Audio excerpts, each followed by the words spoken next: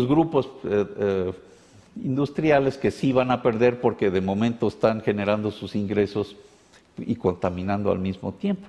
Pero de la misma manera que se resolvió el problema con la capa de ozono, pues estos grupos industriales podrían cambiar. No estamos hablando de que tiene que hacer un cambio a una gran velocidad, precisamente para que el impacto económico no sea muy grave.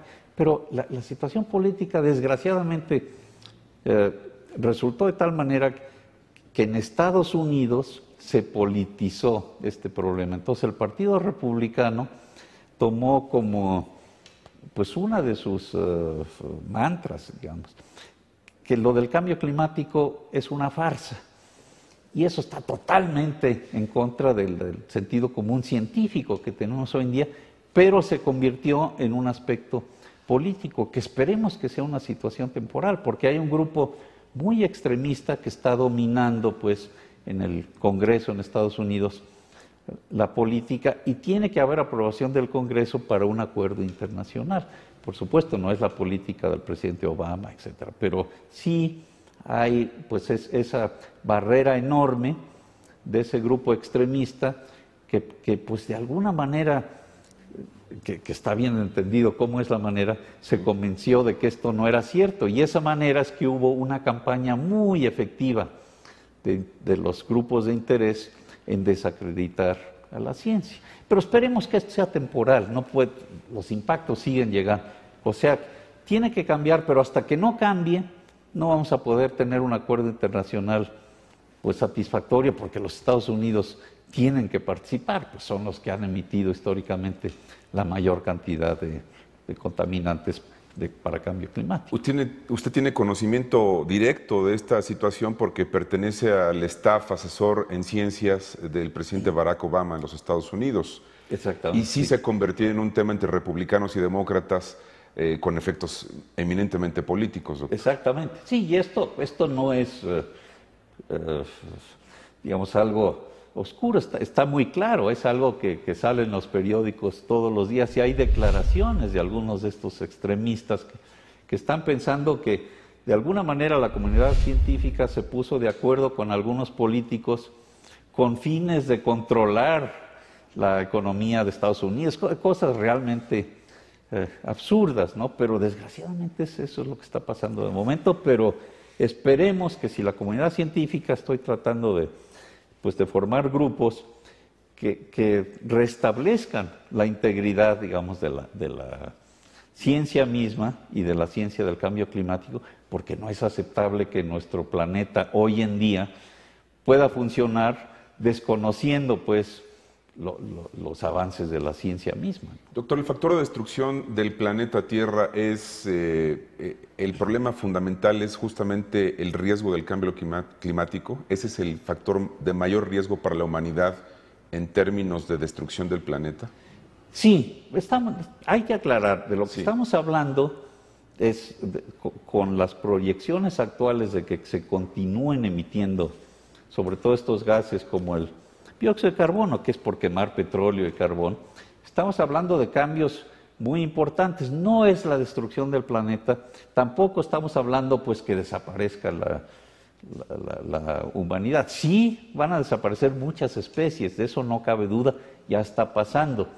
Pero estamos hablando de cambios con efectos muy negativos, sobre todo para ciertos sectores de la sociedad, que ya estamos empezando a ver, sequías, inundaciones. Regiones costeras que tienen problemas de inundaciones ya recurrentes. Exactamente, ¿no? Eso ya está pasando, y lo que nos preocupa es que hay una probabilidad que no es enorme, pero sí quizá 10, 20 o 30% de que ocurran desastres, por ejemplo, que se seque el Amazonas.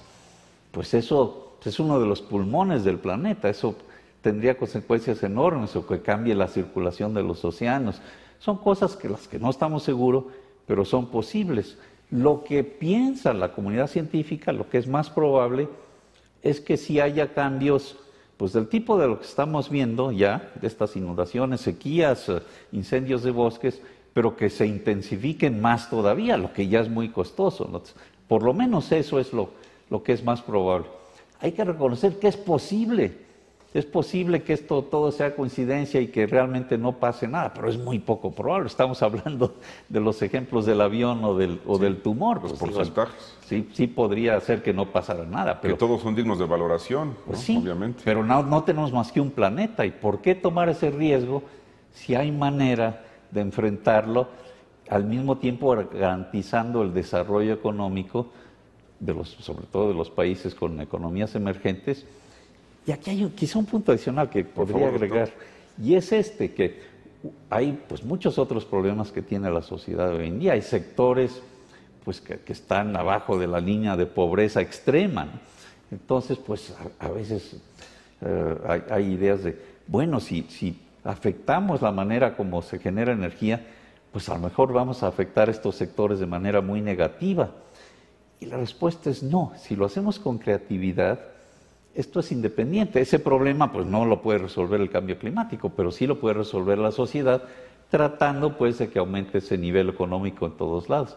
Pero no solo eso, si realmente dejamos que estos impactos del cambio climático sucedan, que cristalicen, esos son los sectores que van a sufrir más porque puede subir el nivel del mar y hay grandes cantidades de población con muy pocos recursos que tendrían que emigrar. ¿Y a dónde? Pues ya llenamos el planeta. Hambrunas, etcétera. Hambrunas, por sequías, ya lo estamos viendo en África, etcétera. O sea que, inclusive desde ese punto de vista, yo creo que nuestra generación tiene la responsabilidad de no dejar un planeta en el que sea mucho más difícil para todos estos grupos de pues cumplir su aspiración de llegar a un nivel económico adecuado, ¿no?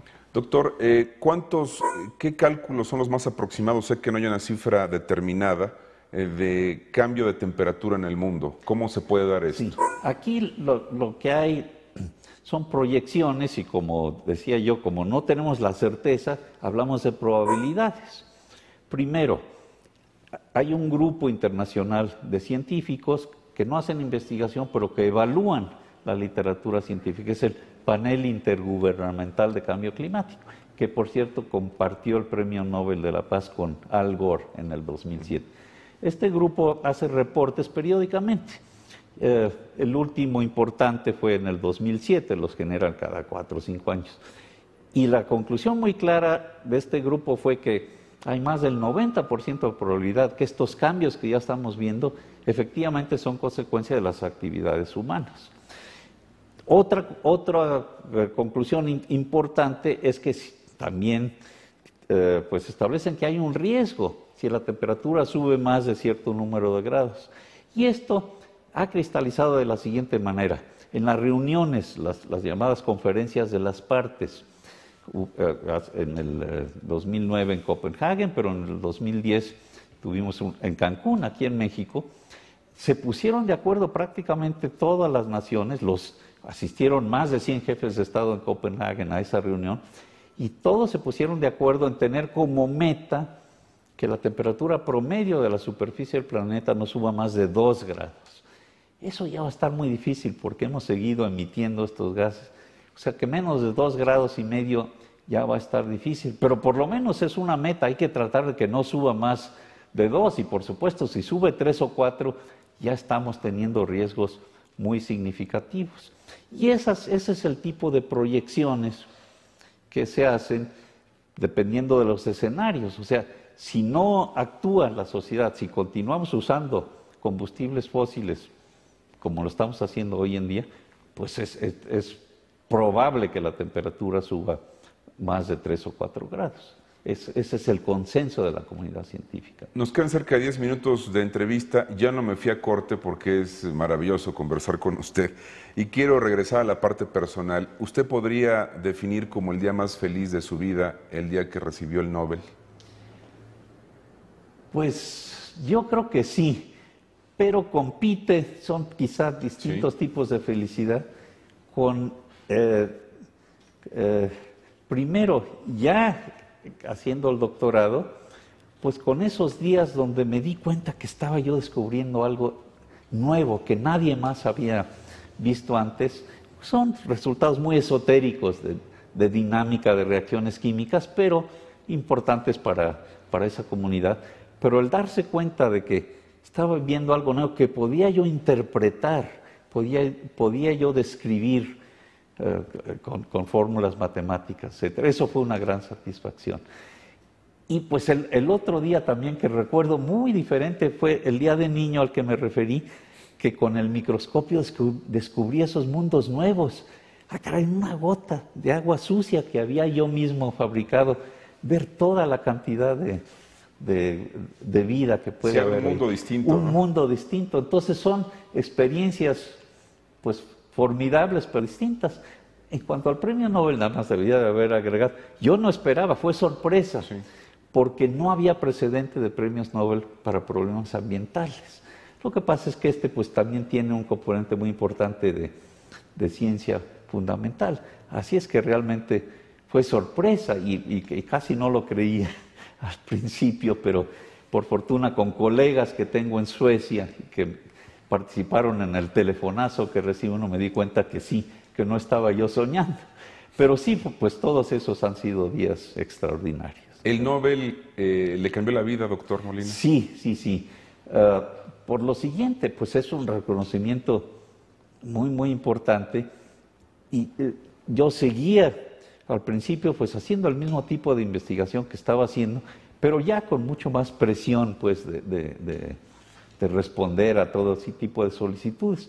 Pero poco después me di cuenta, igual que muchos colegas míos que también han recibido el premio Nobel, que hay que verlo no solamente pues como un gran honor, una gran satisfacción, pero se convierte en una oportunidad y también lo puede ver uno como una responsabilidad. ¿Y a qué me refiero? La oportunidad es que tiene uno al recibir el premio